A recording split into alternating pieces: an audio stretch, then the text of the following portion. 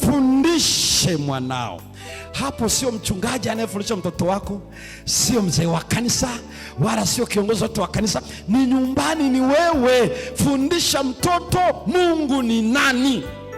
Ndio maana ukiona kuna watoto na vijana leo na watu wazima wanaosema hakuna uungu wenye nafsi zaidi ya moja, ni makosa ya baba na mama yake, sio makosa ya mchungaji wa kanisa la Kizota aliyefanya asijue Mungu ni mmoja katika nafsi tatu. Ni kosa la aliyemzaa, maana ndiye anayepaswa amjue Mungu na amfundishe Mungu. Nisikilize vizuri ndugu zangu tulioko hapa. Na hawa watoto Mungu ana ajenda nao, waijue neno la Bwana, halafu ana ajenda la kujaza Roho Mtakatifu ili uwafundishe hao watoto Mungu aje awatumie. Ndio ilikuwa kilio cha Hana mke wa Elikana alipoona uovu umezagaa wakati wa kuhani Eli. Anambia, Bwana nipe mtoto wa kiume na mimi nitakupatia. Hakuwa anataka mbabaishe Penina. Alikuwa na ajenda la Masihi, kwa sababu wakati ule Mungu alikuwa anajifunua kwa Masihi, watoto wa kiume. Kwa hiyo alihitaji ambaye ama atatumika kama kuhani ama atatumika kama nabii. Anasema, ukinipa huyo mimi nitamlea, nikuachie wewe umtumie kwa ajili ya upepo wa uovu. Wakati huu alikuwa na ajenda ya taifa la Israeli, sio amtishie Penina kwa maana mimi na mtoto. Mungu anachosema ni hivi, unaweza ukawa watoto nikupatia ukawaandaa ili yeye awatumie wakati huu wa mwisho. Ana ajenda ya kujaza Roho Mtakatifu. Maana ndio maana kwamba unawafundisha neno la Bwana, unasoma nao neno la Bwana, halafu wakati huo unafanya nao, unaenda uinjilisti nao, unaenda kusalimia wagonjwa nao, unaenda kuona waliofiwa na kuwafariji nao. Watoto wanafanya unachofanya nao, hawafanyi unachosema, wanafanya unachofanya. Na ndio maana ikiwa unaenda kusalimia mgonjwa, nenda naye, kwa sababu siku umekufa anajua alikuwa anafanya na mama ama na baba. Kama unaenda kwa ajili ya kujenga eneo la makambi, mikutano, ni vizuri wewe uende. Kama unakuwa unatoa zaka na sadaka, ufanya nao wajue anayefundisha mtoto juu ya zaka na sadaka ni mzazi na sio kiongozi wa kanisa. Sikiza Israeli, Bwana ndiye mmoja, mpende, halafu wafundishe watoto wako. Halafu leo kanisa ndio limeachiwa watoto, halafu wazazi wamekaa pembeni. Ni kazi ya wazazi, ni kazi ya kila aliyezaa kuacha watoto wakati wa mwisho ambao Yehova atafanya covenant pamoja nao, sio mtu mwingine. Acha watoto kama Musa aliyeachwa, yule mama Amram pamoja na Yokabet waliacha watoto ambao Mungu aliwatumia. Musa ni wa kwao, Haruni ni wa kwao, Miriam ni wa kwao. Yani watoto wa Haruni, watoto wa Amram pamoja na Yokabet Mungu aliwatumia. Mungu alitumia Yohana Mbatizaji, Mungu ametumia watoto. Hivi wewe hapo ulipo kweli una uhakika Mungu anaweza awatumie?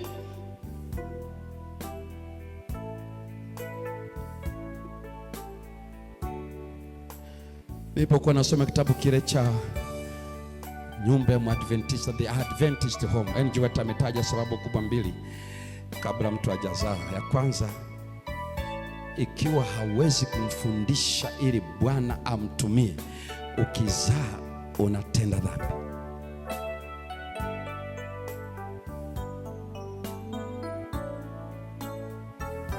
Najua tunafukuzana kuita wababu zetu waliokufa, lakini ameeleza isipokuwa utamtrain yule mtoto aweze kumjua Mungu na kujitoa kwake, itakuwa dhambi kumzaa. Dhambi yake ni mbaya, ni kwa sababu hivi hata kwenda mbinguni na mzazi hataenda.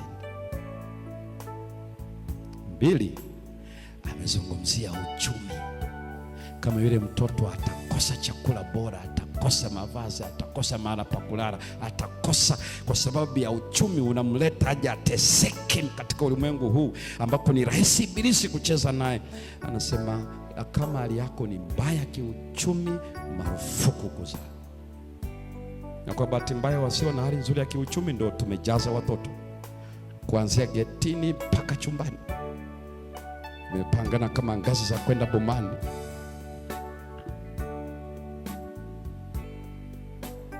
lakini kuna agenda. Fundisha. Somo hili linatutaka hivi, Mungu anataka atumie vijana. Ndio maana vijana tunaonisikiliza hapa ambao wanadhani kwamba wao ni watu wa kawaida, ukikuwa utaacha, hiyo ni uelewa wa dunia hii. Uelewa wa Mungu ni huu, atamimina Roho Mtakatifu kwa vijana. Usijidhalilishe, usijidharau. Ajenda ya Mungu wakati huu, na bahati nzuri ni hivi, wewe na mimi ndio tuliochaguliwa kuishi wakati wa mwisho. Yaani akaona wewe na mimi ndio turuhusiwe kuishi lala salama. Wakati uovu ukiwa mwingi, ndio kipindi ambacho wewe Mungu aliona unafaa kuishi wakati huu. Disciple your children. Fanya wanafunzi watoto wako, na vizazi vyote wazungumuze kwa ajili ya Yesu. Mungu anatusubiria. Pentekoste inarudi nyumbani. Mimi na watoto katika kipindi hiki cha mbisho wa uovu, bado tuna ahadi, atamimina. Atutendee hivyo jioni ya leo. Anitendee hivyo na akutendee wewe. Na kama ni shauku yako kwamba Mungu nitendee hivyo kwa ajili ya familia yangu, kwa ajili ya watoto wangu, ikiwa kuna mahali nimewakosesha, bado wako hai, pata nafasi, kaungame kwa Bwana, na ungama kwa yule mtoto bado yuko hai. Ikiwa kuna wakati badala ya kumlea katika njia ipasayo, mimi nilifanya kama wanavyosema kabila ya kwetu nyumbani. Biblia inaeleza kwa njia impasayo, mlee mtoto katika njia mpasayo, Mithali 22 mstari wa 6. Hata iacha tusilee watoto katika njia ya Wakikuyu, katika njia ya Wamakua, katika njia ya Wasukuma, katika njia ya Wajita, katika kabila la Wapare, katika kabila la Wanyakyusa. Yani atulei watoto katika mila na desturi za pale, katika njia impasayo. Haya hata iacha hata atakapokuwa mzee. Tutaenda kuomba. Ikiwa ni shauku yako, chukua nafasi peke yako jioni ya leo. Pentekoste inatupeleka nyumbani. Ndio ajenda ya Mungu ilivyo. Mimi na watoto, ikiwa wengine wameshakufa hao watoto, sina namna ya kufanya, naungama tu mbele za Bwana. Lakini kama wako hai, kwamba na wao wana miji yao, wana watoto wao, bado fursa ya kufanya kwa ajili ya Bwana ingalipo. Hiyo hautaondolewa na yeyote mpaka umeenda kaburini, ama mtoto mwenyewe ameenda kaburini. Na kwa kuwa bado kungali mchana, tunaenda kwenye magoti. Nazungumza na Mungu wako.